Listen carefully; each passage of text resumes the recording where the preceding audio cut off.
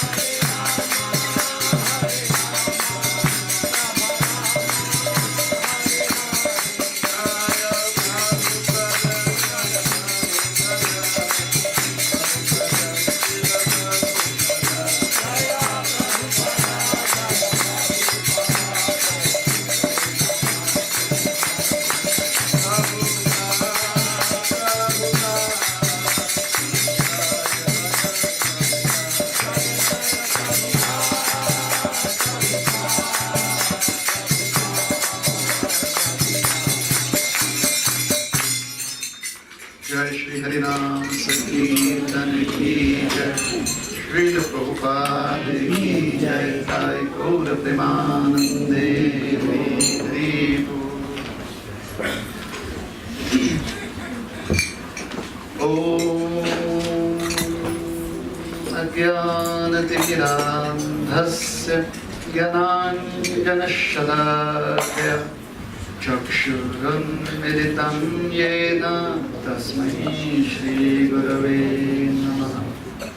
Shri Chaitanya Manobhishtam Sthapitam yena bhutale Swayam Rupa Kada Mahyam Dadati Swapadantikam. Namo Vishnu Padaya Krishna Presthaya Bhutale Srimati Bhakti Vedanta Swami Niti Namine. Namaste Saraswati Deve Gauravani Pracharini Nirvishesha Shunyavadi Paschatya Deshvari Vancha Kalpatarubhyascha Kripa Sindhu Jaivacha Patitanam Pavanebhyo Vaishnavebhyo Namo Namaha. Jai Shri Krishna Chaitanya Prabhu Nityananda Shri Advaita Gadadhar Shivasadi Gaura Bhakta Vrinda. Hare Krishna Krishna Krishna Hare Hare Hare Rama Rama Rama Hare Hare.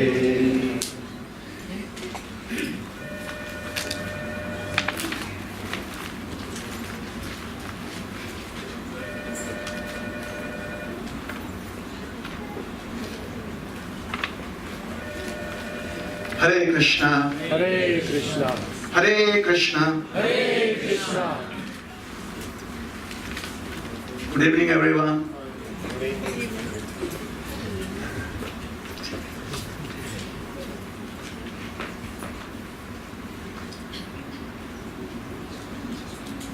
Good evening, everyone. Good evening.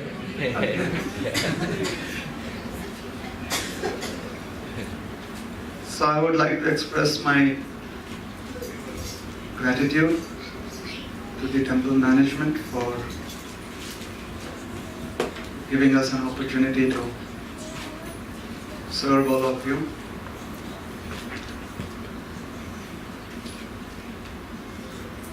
And some of the senior members of our congregation here.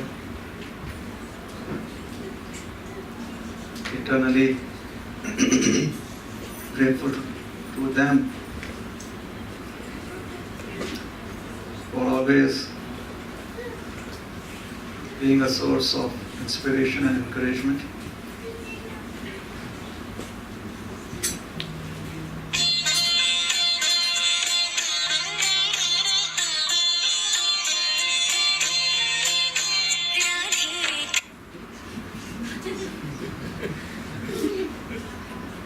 This was part of the choreography.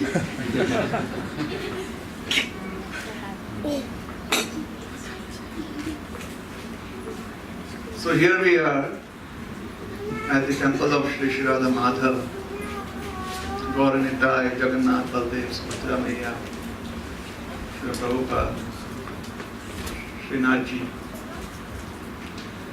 And we have come here to spend our evening in service to the Supreme Lord, Krishna.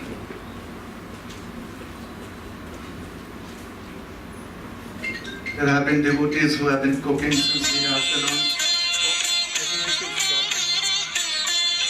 Just take it out.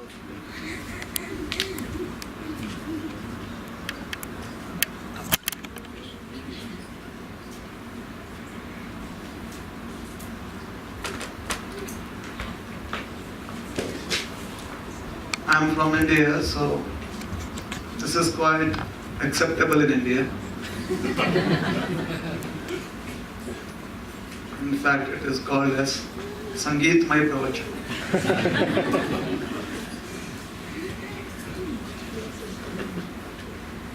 A discourse accompanied by a musical performance or musical accompaniment. So anyways, we are here because in all seriousness we have made the choice to be here, spending an important part of our weekend at the temple. So that's really serious. That's some commitment.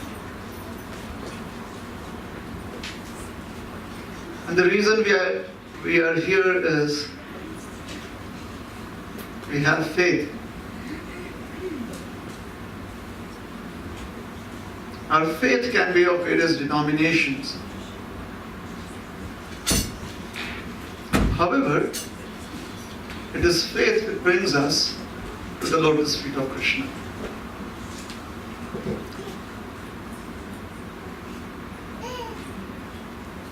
However, the difference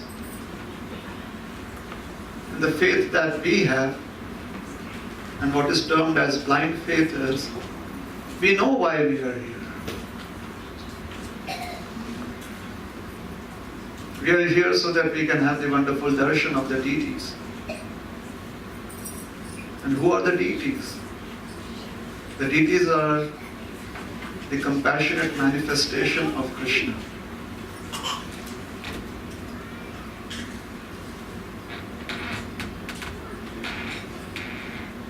When I was young, in college,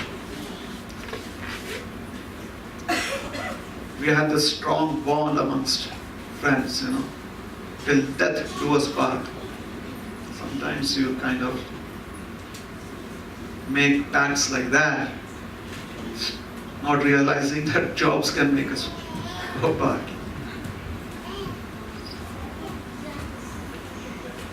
So, the time came for us to go our different ways. It was a little intense. There was some emotional attachment there. So in those days,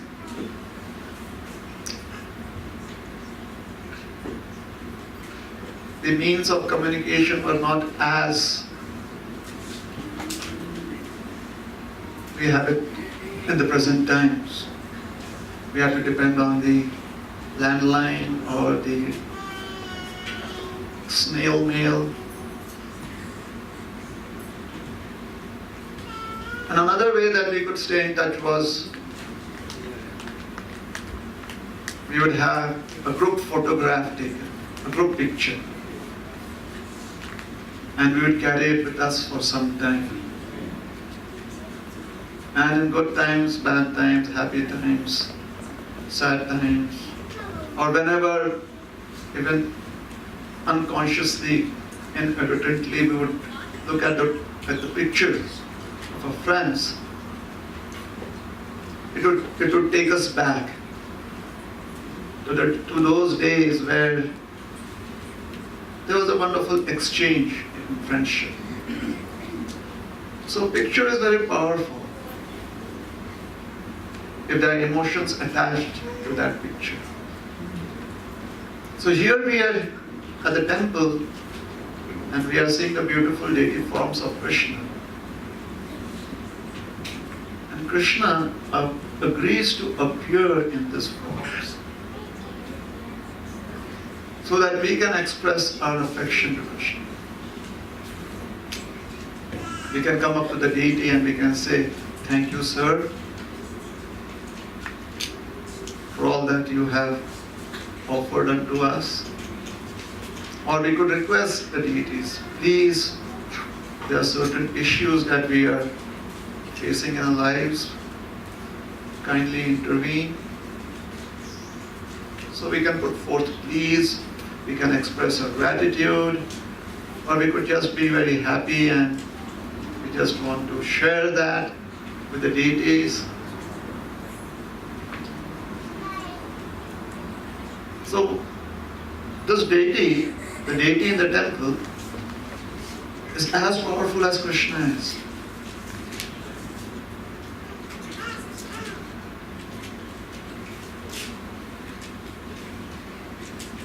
The deity is like the inbox of our email or Gmail. Whatever you put into your inbox and you click the button, it gets sent to the recipient.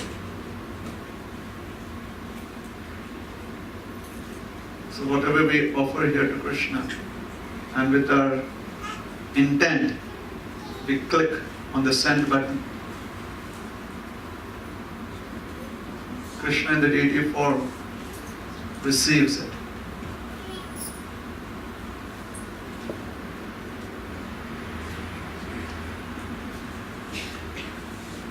The difference between blind faith and real faith is knowledge.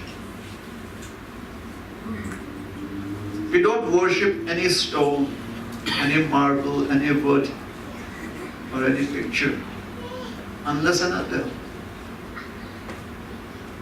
that stone, that marble, that picture, that painting is a manifestation of Krishna. Is a manifestation of God.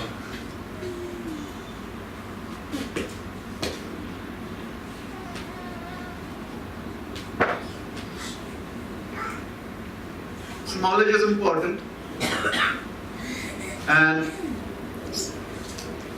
in such scriptures we receive this knowledge, we understand this knowledge, plain and clear. The Supreme Personality of Godhead says, that is how the book explains philosophical concepts or spiritual knowledge to us. Therefore, we read the scriptures, we receive knowledge. With that knowledge, we express our faith towards God. The very description of this process appears to be so boring that most of us have already zoned out by now. Oh my God. Deity, manifestation, knowledge, scriptures. Can we just have fun?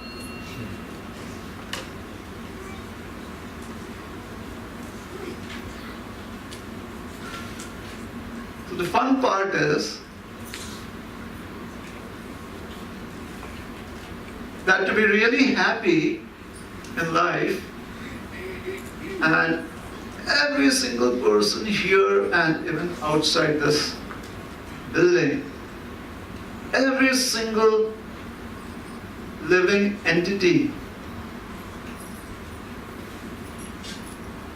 would always want to be happy. Nobody wants to be miserable, ever.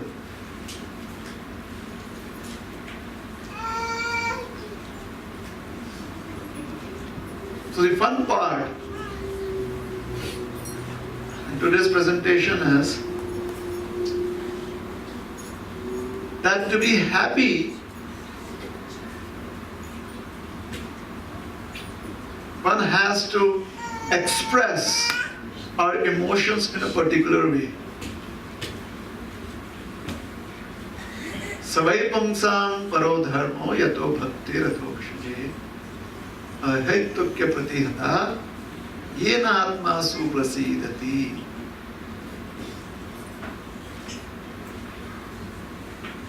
How many of us who are here in this room at least accept that we are Atma, soul? Please raise up your hands.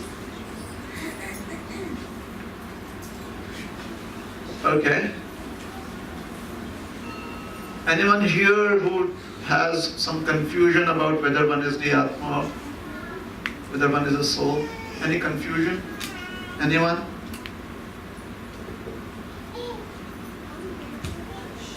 Well, I never expected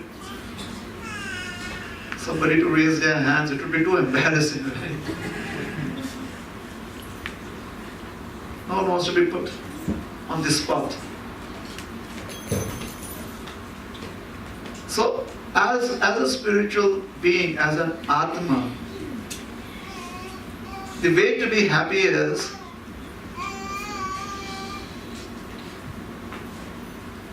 to be able to express a devotion to the Supreme Lord without any filters. Without any filters.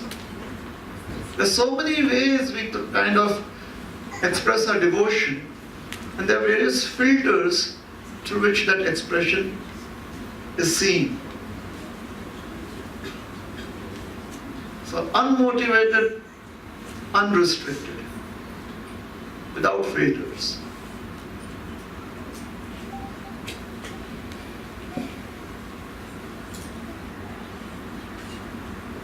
And the most profound experiences of such filterless expressions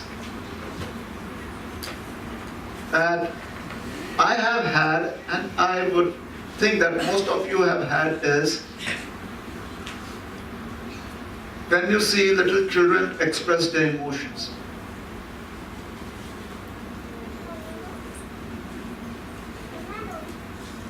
Like little kids, completely unaware of anything or everything that is happening around.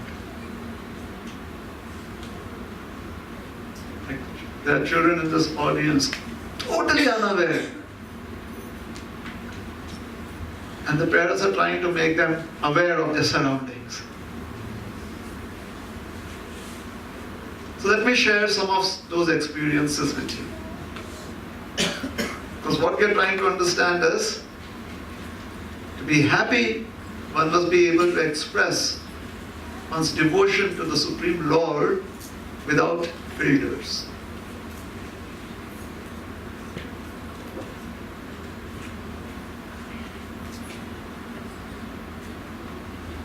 Some of the filters that kind of restrict our expression are Janma Aishwarya Shruti Shrivi Edhamana Madhakumana. The idea that we belong to a certain designation, we have a certain designation just by our birth. Janma. So it could be one is born in a rich family, one is born in a very influential family, or one is born with good features, like being either beautiful or handsome, very cute.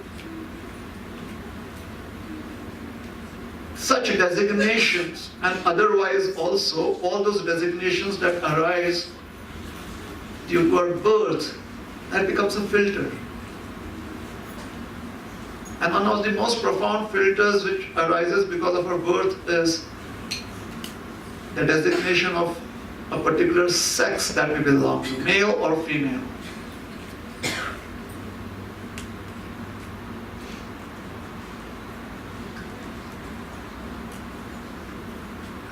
Then there is Aishwarya. Aishwarya means, it's like the English saying goes, even a pauper is proud of one's borrowed penny.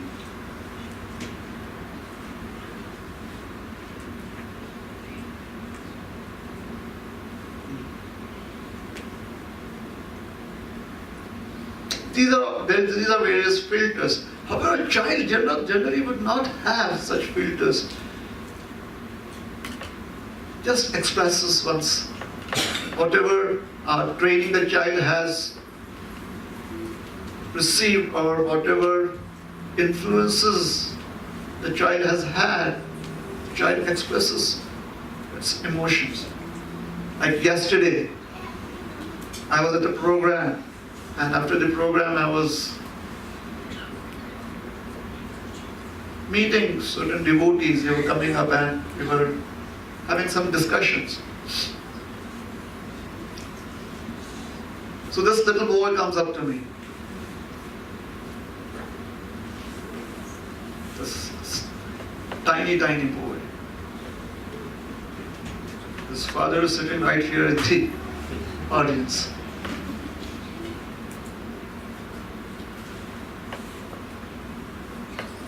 Since yesterday, I have understood to him to be a little precautious. He's a bit wise beyond his age, you know. Maybe 4 or 5, I'm not sure exactly. I have to ask him. 5. That's his mother. She knows exactly who I'm speaking. Shyam. You know Shyam? Yes, everyone knows Shyam.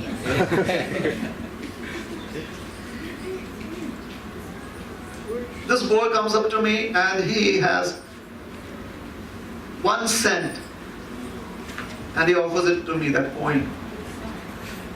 There's a table in front of me and he puts it there. And I'm meeting Shyam for the first time. So he has his shikha and he has his tuft of hair and all of that. And he's so little. So my first reaction was, thank you. Did you find it lying around somewhere? But sometimes a child finds an object and is not really sure what to do with it, looks around, and whoever seems to be the most outstanding personality there, like the most visually outstanding, goes up to that person and gives it. So he offered me that 1 cent. And then I asked him, did you find it anywhere? He said, no, this is for you. Oh, there he is, Shyam. Haribo. Are you happy we are talking about you?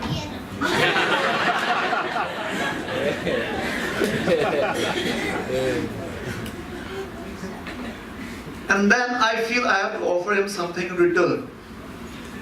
I also have had a very good upbringing. My parents did teach me manners. So I had some prasad in front of me, a bowl of fruits. And anyways, so my upbringing has been toned down over the years by my own experiences in life. So you'll kind of understand where I am coming from. So I have a plate full of prasad, and there's a bowl of cut fruit. And I've already decided that I'm not going to eat that. So I have to reciprocate with Shyam. So Shyam has been very open-hearted about his offering. He gives me that coin. How do I respond? Of everything that's on my plate, I offer him that which I'm not going to eat. Why would you like to have some fruits, Shyam? See, my own filters.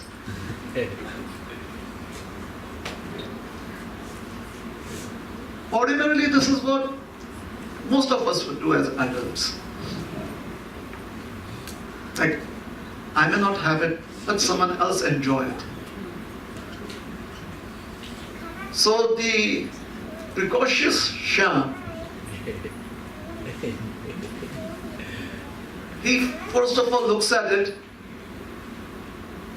and accepts a bowl. I think he's perplexed for some time, for just that split of a second. And then he looks at me and I said, yes, I wasn't expecting him to take the entire bowl. So I had the bowl in my hand. I was like, Shyam, would you like to have some fruit? And he extends his hand to accept the entire bowl. So I kind of give him the bowl. And then he looks at it. And then for that split second, when he has extended his hand and taken and received that bowl of fruit, just for that split second, he has accepted it, and then he offers it back and says, "No, this is for you." I'm like, "Thank you very much," but in my mind I was thinking that, well, I would have been happy if you had it anyways. So I have it with me.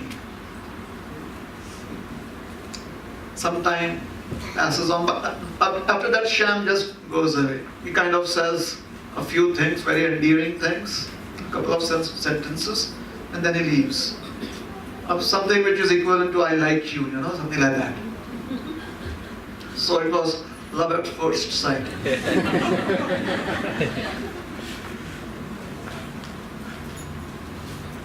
So Shyam is off, he has other things to do, he's a busy person. So we were in the basement, so we went to an upper level, higher level. He had just come to save me from the dungeons. So he goes back to the higher planets. He does his thing there. I am not aware of what he did. I do not have X-ray vision. Cannot look through cement blocks or wood. So he spent some time there. I thought that was the end of my meeting with Shyam. 45 minutes later, Shyam comes back. And this time he just comes in and he places a $2 coin on the table. It was like he realized that what would this poor fellow do with just 1 cent? Let me offer him something worthwhile. It's amazing. That is when I asked him, "Shyam, what is this for?" He said, "No." Oh no, not then. Sorry. So then, again I go, "Shyam, would you like to have some fruits?" So he says, "No, this is for you." And then I say, I would love you to have at least 1 piece. Then he says, "Thank you." Picks up 1 piece. Just 1 piece of fruit. Then it's gone. And then comes another version of Shyam, version 2. That's Keshav. He comes in and he has a flower to offer to me.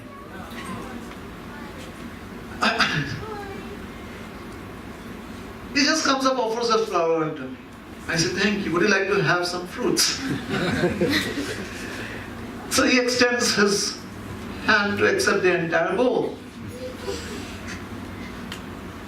But I realized that maybe he's too young to finish off the entire bowl. So I said, "Maybe you should just have 1 piece of fruit." So he says, "Thank you." He takes 1 piece.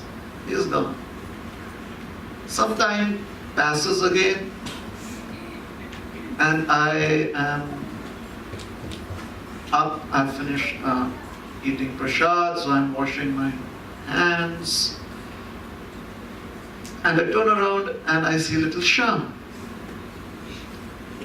Shyam says, "You should come visit me. You should come to our house." And I'm like, "Okay, why don't you go and have a talk with your parents?" He's gone.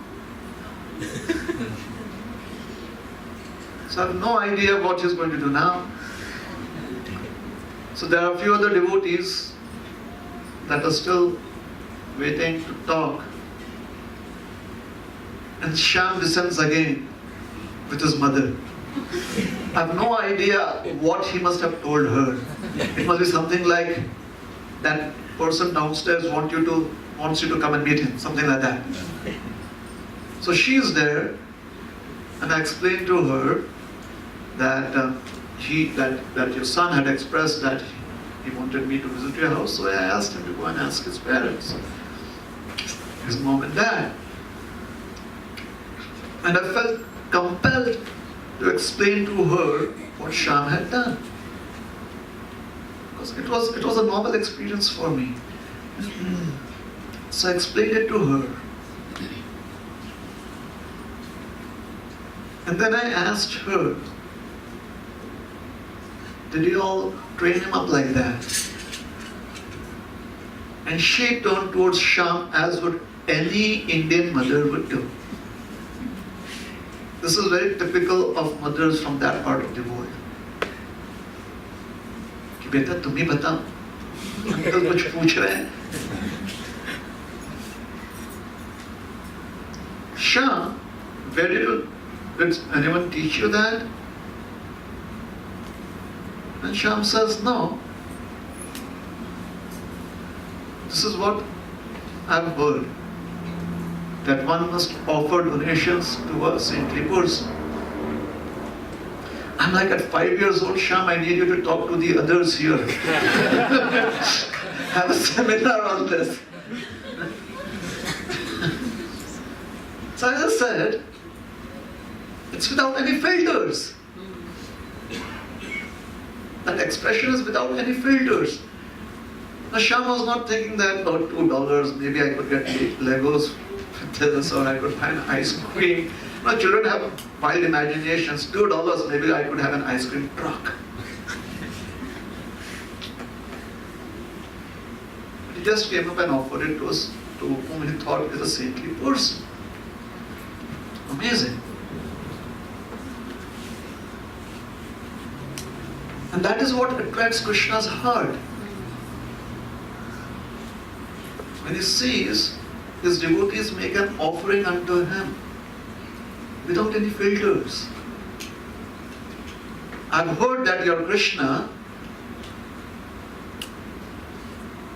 and you hear our prayers. So dear sir, this is a prayer. You know, many times when adults come and offer prayers to Krishna, they kind of repeat their prayers because they think Krishna is a little sound deaf. They need to repeat it again and kind of repeat it back so that Krishna could hear it again. And to really make sure that their message has reached Krishna, they even tell the priest, you know, we made a prayer to Krishna, see that he kind of responds to us. Please pray for us, pray on our behalf. But a child doesn't have any notions like that. And therefore Krishna responds to the prayers of children, or any prayers that are made without filters, immediately. And when there are filters, Krishna is kind of wondering where those prayers are coming from. Because those filters color the intent with which we are offering our prayers, or we are making our offerings unto the Supreme Lord. Sometimes it's very interesting how children respond. Like, there was this first grade class, and the topic for discussion was values. So the teacher asked a question to the entire class.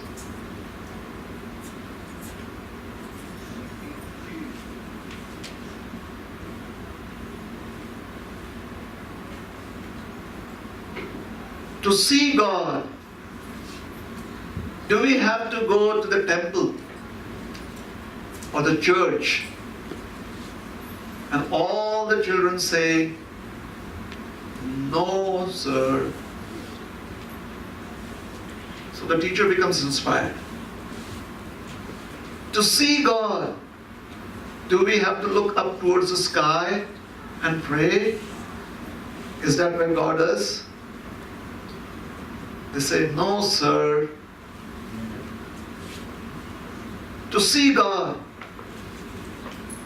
do we have to approach a priest? And they say, no, sir. So he asks a few questions like that. The whole idea of the teacher was to make the children aware that one can have a direct relationship with the Lord if one is sincere. One may go to a temple, one may offer one's prayers, one may read the scriptures, but if one does not have sufficient faith, one will not be able to see God. So that was his message. So he asked his questions to see God. Is this what we have to do? Is that what we have to do? And everyone said, no, sir. And the teacher was feeling very excited. That, my God, these children are really quite brilliant.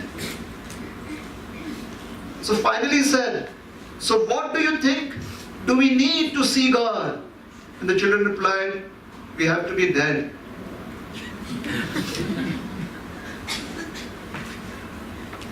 See, such a simple idea.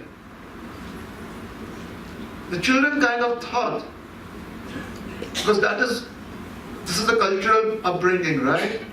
When one dies, then one shall see one's maker. At death, if we remember Krishna, we'll go back to Krishna and we'll see Krishna face to face.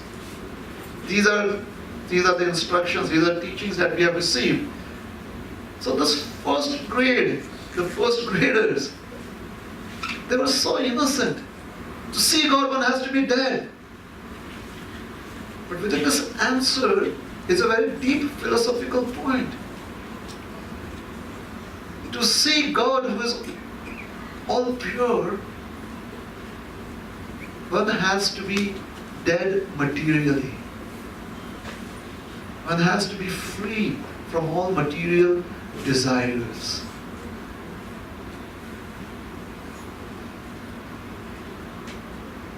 Another time, another first grade class was asked, where does God live?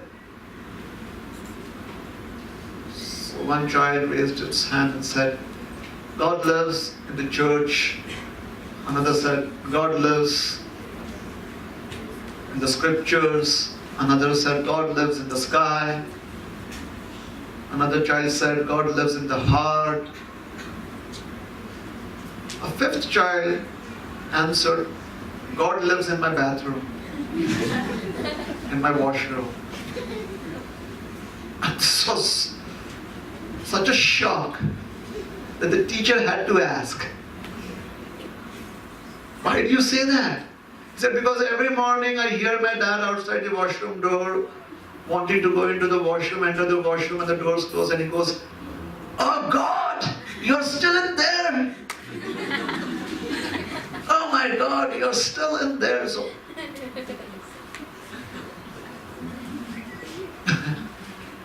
see, no filters. That is a child's impression. Because there's such intensity in the voice of his father. If that was the intensity with which we kind of seek out God here, that is where God would be. Isn't it? So a child can feel that intensity, understand it. Hence for the child, my God, or God lives in my washroom, in my bathroom.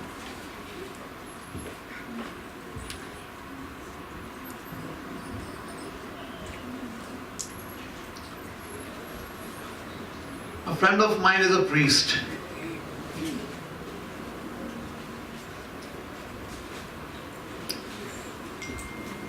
He comes from a Catholic denomination.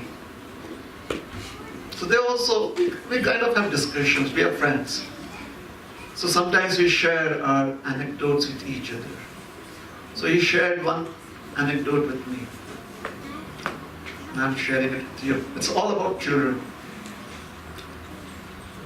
So one day he was teaching his class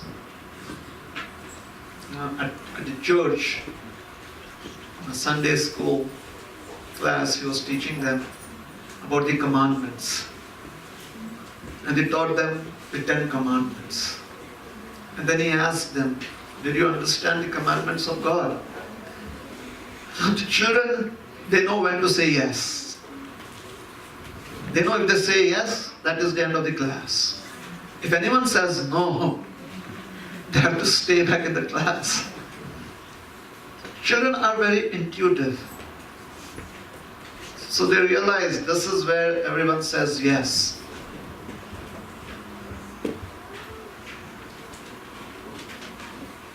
So they said yes. So the priest, oh, Hare Krishna.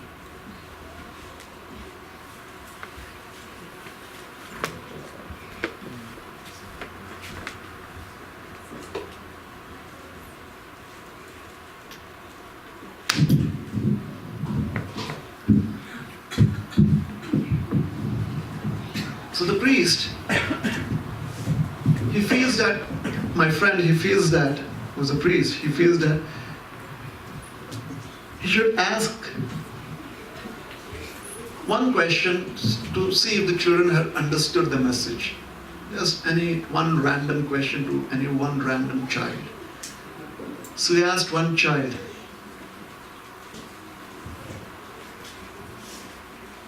for your family, which commandment would be the most important for you?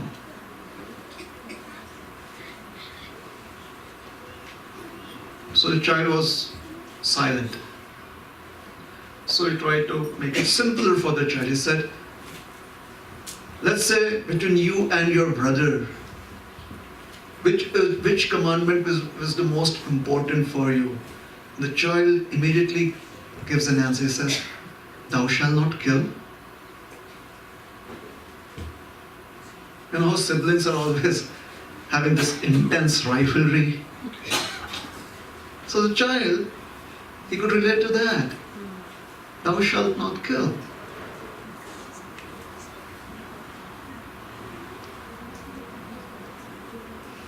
Now if we look at the deeper message, that makes sense. We are all children of God. So in one sense, we are siblings. So what is one of the most important commandments for a child who has no filters? Thou shalt not kill. Thou shalt live in love and harmony with your siblings.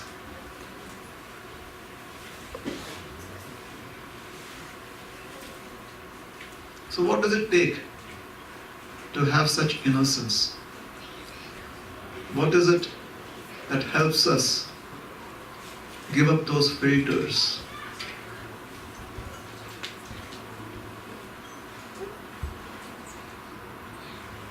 Let me give you an example. Sometimes we make our children do things that later on we realize that we should not make them do that because it is not healthy. It's not good.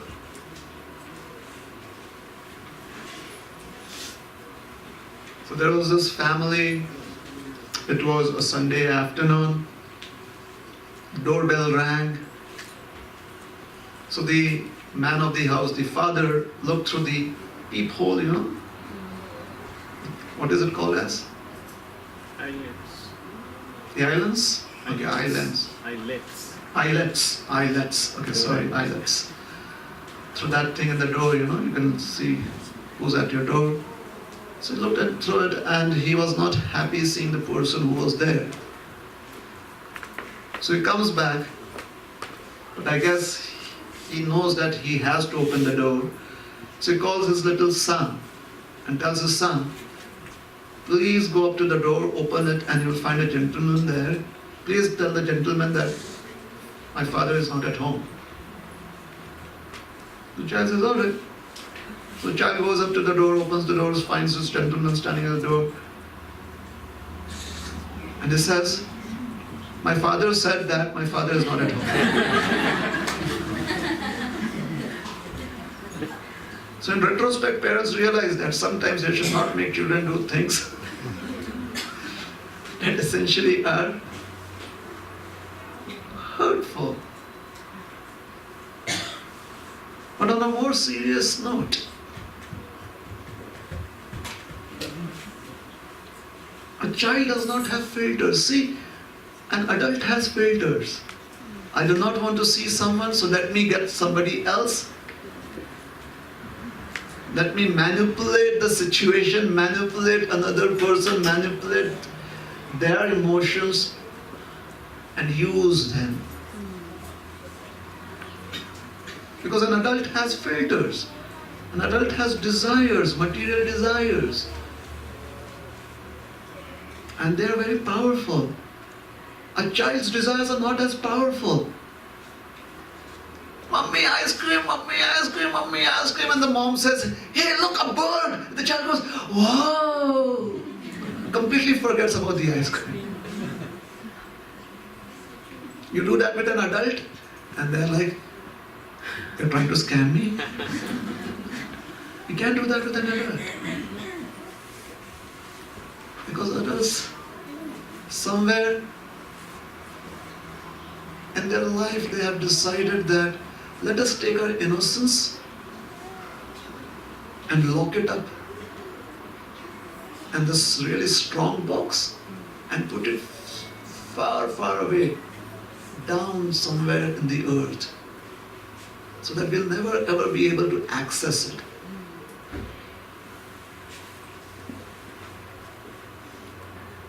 And one of the compelling reasons to do that is survival of the fittest. If you have to survive, you have to be street smart. Correct? So you have those punchlines come in. Adults have punchlines always. They always have certain punchlines. Like my friend, his name is Yogesh Ishwar Patel. He always does this. He comes up to you and he says, why I Patel? And if you're smart enough, then you will give him the punchline. So he goes up to you and says, why I Patel? You introduce yourself that Rohini Priya Das, that's me. So he goes, why I Patel? And the punchline is, how do I know? How do I know why you are Patel? See, everyone gets that here. This would be the only punchline most of us would remember for a week of the lecture today. Why I Patel? Yogesh Ishwar Patel. A child would never be able to understand that. It's like, if you go up to a child and say, why I Patel, the child would go, Sham. And you teach a child, beta, punchline. You teach a child, you have to respond, how do I know? The child said, why? Because you tell me your name, I tell you my name.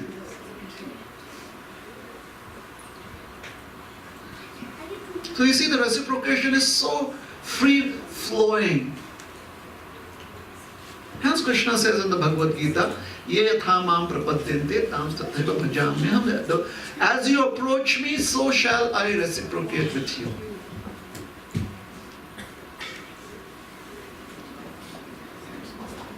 So how is it that we can get back that innocence?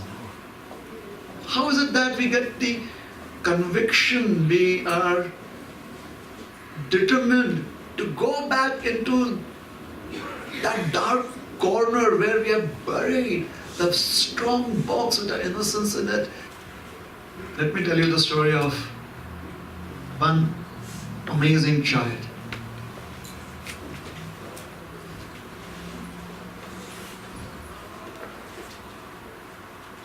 His father was a great devotee of Lord Chaitanya.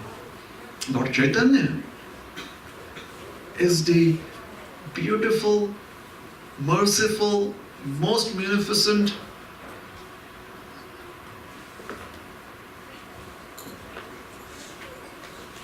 form of the Supreme Lord. So this devotee of Lord Chaitanya, he was a doctor by profession.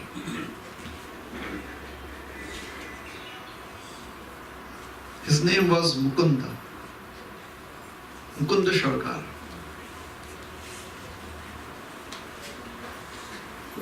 He had a brother who became such a renowned and powerful sannyasi and saint, had thousands of followers of the name Narahari Thakur. So Mukunda Sarkar had a son, an only son. His name is Raghunandan.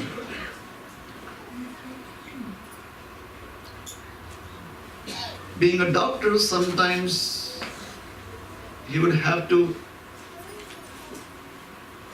go outside the village, visit another village to see a patient. So one particular day, when he had to go and see a patient in another village, he realized that that would take him an entire day to visit the village, see the patient, offer a prescription and come back. So, in his family, there was him, Mukunda Sarkar, his wife and his son Raghunandan. And they worshipped their family deity, Gopinath.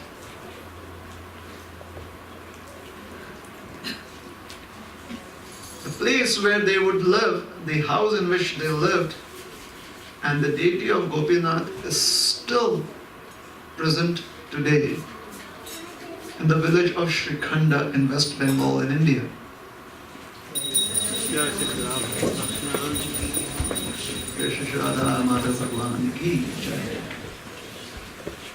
So in Shrikhanda,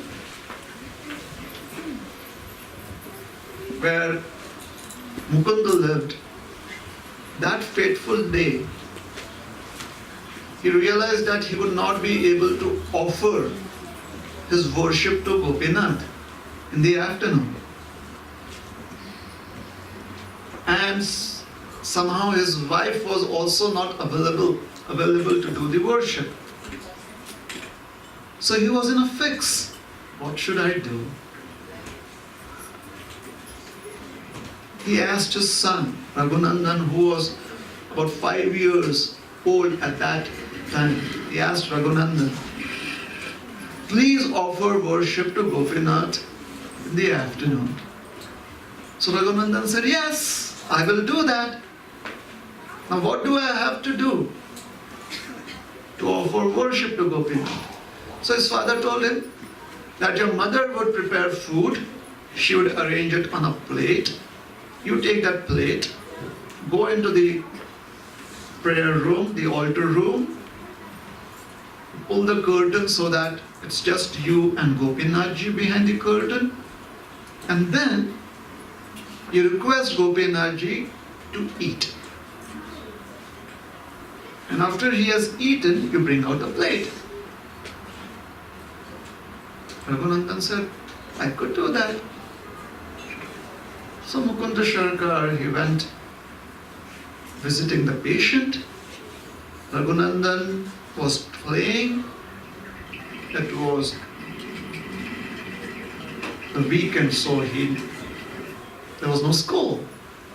So the entire morning he was playing outside, and towards the afternoon, his mother called out to him and said, Raghunandan, the plate for the worship of Gopinath is ready. So Raghunandan comes in and he takes a bath, and then he gets ready to make the offering to Gopinath. So he goes into the altar room, the prayer room, the puja room, he pulls the curtain across, and now it is just him with Gopinath. So he puts the plate in front of Gopinath and he says, hi Gopinathji, how are you doing? So today I have to offer this food to you.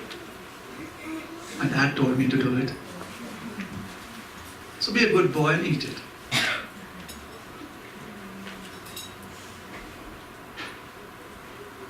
And then I remembered, oh, maybe I should just chant the Mahamantra. So he says, Hare Krishna, Krishna Krishna, Hare Hare, Hare Ram, Ram Ram, Hare Hare, eat. And he leaves the plate there, and steps back and stands right there. Nothing happens to his eye. Then he steps forward again and he says, "You are supposed to eat, so please eat." He's talking to the deity. Now his mother is totally unaware of it. His dad is thinking that he knows what to do. And Raghunandan is confident that he can get it done. So he's there with the deity, Gopinath. Eat.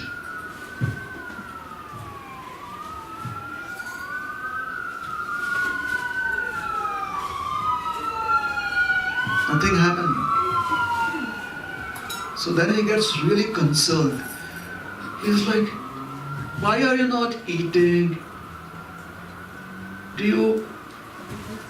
Are you not happy that a child is making an offering unto you? But my dad told me, and if you don't eat, my dad will not be happy. And if he's not happy, then he'll not take me to the festival, or he may not give me what I want. And that is not good. Why do you want to trouble me?" See, if you eat everything and my dad becomes happy that I've done the job, I promise you that I will share my next laddu with my friends. I promise you I will not cry the next time I have to drink milk. Raghunandan was whatever he could think of which would kind of help him make Gopinath eat. He was trying everything, and finally, like in a couple of minutes, that's as long a child's patience can last. Just a couple of minutes. At the end of 2 minutes, he started crying uncontrollably. Like tears are simply flowing down his eyes and his cheeks. And he said, "Please, Gopinathji, please eat, please eat, please eat, please eat." And sometimes children, when they are really intensely wanting something, then they forget to breathe. Have you seen that? As parents, have you seen children behave like that? "I want that, want that, want that, want that, want that, want that." And you're like, "Breathe, child, breathe, breathe, breathe." Because it is such an intense moment for them. So he's right there in front of the deity, like he's turning blue. And Gopinathji is wondering, only I can be blue. I am the blue Lord. He's turning blue. Finally, Gopinathji understands, the deity understands, this situation is going beyond my control. I have to intervene. So he manifests in the form of sound. He says, "Raghunandan." And as soon as Raghunandan hears that voice, he doesn't become skeptical, he doesn't become afraid, he's not like, "Ghost." He's just a child without any filters. So he just responds to the sound. He says, "Yes," and he breathes. And then the deity speaks, "Raghunandan, I have already eaten." And Raghunandan says, "You are such a liar. Sometimes I do that with my mother. She tells me to drink milk. I don't drink it, but I tell her, I have already drunk it. I've had milk. You are a liar." And Gopinathji says, "No, I am not, Raghunandan. Please try and understand. I have already eaten." And Raghunandan says, "But the food is still right there." So Gopinathji says, "That is because it is no prasad." Raghunandan says, "No, it is food." He says, "Well, when you get the plate in, it is bhoga, And after I've eaten, it becomes prasad. Raghunandan said, all right, then you eat and make it prasad. He says, Raghunandan, I've already eaten. Raghunandan says, I don't believe you because I can see the food is still on the plate. And Krishna says, Gopinathji says, Raghunandan, I eat with my eyes. And Raghunandan said, yuck. Why do you eat with your eyes? And Krishna says, that is how I eat. Gopinathji says, that is how I eat, with my eyes. And Raghunandan said, I don't understand. I eat with my mouth. But anyways, if you want to eat with your eyes, eat. Let me see you eating with your eyes. And Krishna says, well, the way I eat with my eyes is that I look at the food and just by looking at it, I eat. And Raghunandan said, kya bakwas hai? He says, come on, you're just making it up. You just glance at it, at the food, and you've eaten it. And Krishna says, yes, Raghunandan, when you grow up a little and you attend the Sunday school at the Calgary Radha Madhav temple, they will teach you all of that. That I eat with my eyes, I simply glance and have accepted the food. Raghunandan says, nothing doing. I know you're playing truant just as I played truant with my mother. I know you don't like the food, but you have to eat. It is good for you. It has minerals and proteins and carbs and vitamins. This is good for your health. Now be a nice child and eat it. Gopinathji says, I've done it. I've eaten it. This is not prasad. You should take it back. And Raghunandan starts crying again. You have to eat. Again he stops breathing. So finally Gopinathji says, all right, Raghunandan, all right, I will eat. Raghunandan said, are you really and truly going to eat? Otherwise I'll start crying again. And Gopinathji says, I can manage the creation, the maintenance and the destruction of this universe without even batting an eyelid, Raghunandan. But for you, it is difficult for me to convince you that I have eaten this, I have accepted this food. Hence, yes, I will eat everything off this plate. So Raghunandan says, thank you. And he steps back. A guest is about to eat, so you give them space, so he steps back. So Gopinathji is kind of extending his hand to eat the food, and Raghunandan said, no, you'll get a pain in your back if you bend like that. Why don't you just sit down? You have to sit down and eat. So Gopinathji sat down. The deity sat down and started eating. And the food started disappearing into his mouth. And Raghunandan is like, yes, that is good. You can eat everything, alright? Very good, very good. And Raghunandan was so happy. He was happy that he had the job done. That Gopinathji has eaten, his dad would be happy. Raghunandan was extremely pleased. And then he comes out of the room, offers the empty plate to his mother. His mother says, Raghunandan, where is the prasad? Oh yeah, I made him eat it. It's kind of funny. He was saying things like prasad, so I made him eat it. And then, job done. A child does not have any filters, right?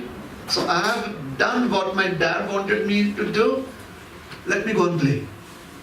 So Raghunandan is out playing. He does not sit down on the internet and broadcast. The deity ate. I must be a pure devotee. No filters, right? So he doesn't understand that he should be doing that. Adults understand that, right? As adults, we understand that we need to broadcast our glories. But a child doesn't have filters, so doesn't understand what it means, my glories. So he's out playing. Come evening, Mukunda Sarkar comes and he tells his wife, it's been a long day. Please serve me some prasad. Wife says there's no prasad. She says, why? Did Gopinath fast today? She said, no. I made the food, your son offered it, and then he came out with the empty plate. I did not know how to react to that, so I was waiting for you to come back and talk to your son. So Mukunda Sarkar was thinking, he was confused. Did he eat it himself? Did he throw it away? Did he feed the birds or the dogs? What happened? Where did the food disappear? So he called Raghunandan and he asked Raghunandan, where is the food? He said, Dad, Gopinath ate it. I did my job. He said, great, wonderful. You did your job, you did your work. But where is the food? Dad, Gopinathji ate it. He told me to feed Gopinathji. I fed him. He ate everything. I understand that, Raghunandan. However, there is supposed to be food on the plate, right? He said, why? If you eat it, the food is gone. But Raghunandan, this is what happens. He says, I don't understand. You told me to feed Gopinathji. I fed him. He was also trying to tell me something about his eating with his eyes and things like that. I knew he was bluffing it, so I made him eat it. So Raghunandan said, Mukunda Sarkar said, you made the Gopinathji eat the food. He actually ate the food. He said, yes, Dad. He put the food into his mouth and the food was gone. And I made him eat every single morsel, everything off the plate. Mukunda Sarkar, he realized that his son either has a very huge imagination or maybe it's true. So he says, Raghunandan, can you again make an offering to Krishna, to Gopinath? He says, sure. So Raghunandan goes off, takes a bath, comes back, and now there's a laddu, a sweet ball. And his dad tells him, go and make this offering. So Raghunandan goes and makes the offering.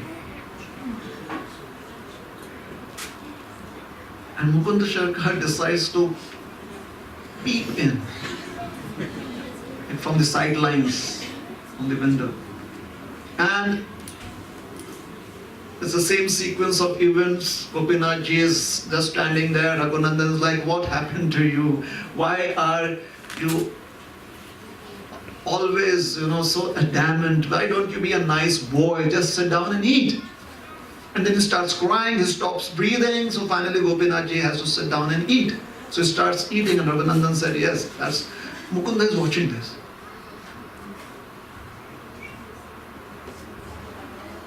But he's not able to have the vision of Gopinathji sit and eat.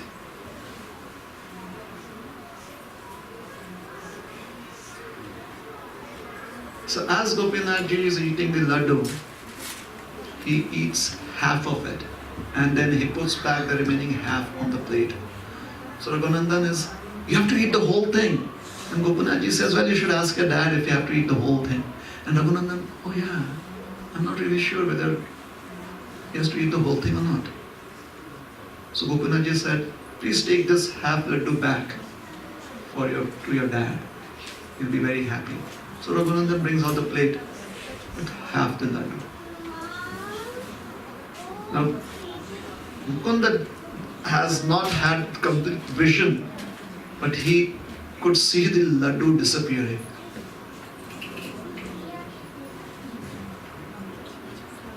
And then he realizes his son has such a pure heart. And many years later, he was asked a question by Lord Chaitanya, Mukunda, who is the father, who is the son? Are you the father of Raghunandan and is Raghunandan your son? And Mukunda Sarkar says, I disagree with that. Actually, I am the son. I may have given birth to him, but he is my father and I am his son because he gave birth to this vision of how one must serve the deity. He gave me that experience. He gave birth to that vision.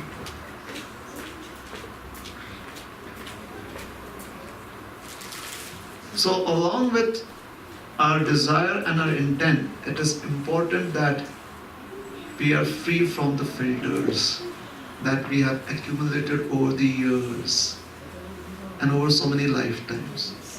And how do we become free from these filters? By offering food to Krishna and accepting the remnants of food that has been offered to Krishna. And that is all that we eat.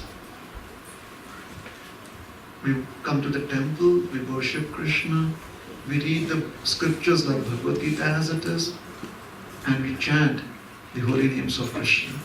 Hare Krishna, Krishna Krishna, Hare Hare, Hare Ram, Ram Ram, Hare Hare.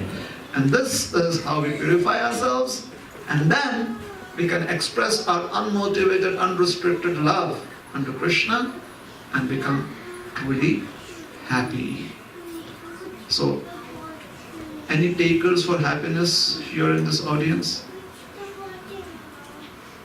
Those who want to be really happy in this world, please let us have a show of hands.